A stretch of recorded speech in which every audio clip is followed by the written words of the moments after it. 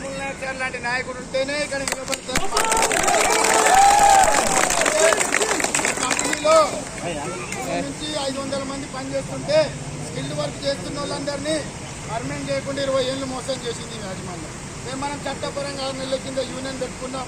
చట్టపరంగా అన్న సమయం ఇచ్చిండు, 3 నెలలు ఇచ్చిండు సమయం మూర్తి గారికి.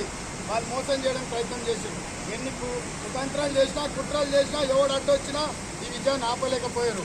కాబట్టి ఈరోజు కార్మికులందరూ ఇంత పెద్ద ఎత్తున కలిసి కట్టుగా ఉండి నిలబడ్డందుకు ప్రత్యేకంగా ధన్యవాదాలు తెలియజేస్తున్నాను.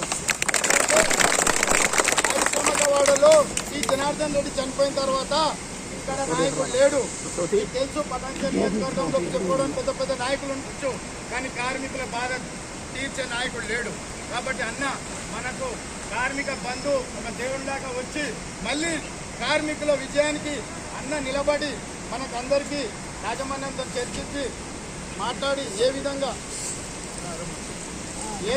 మనం ముందుకు పోవాలి, ఏ విధంగా మనం పోవాలి. గోపాల్ రెడ్డి గారికి స్వాగతం, సుస్వాగతం.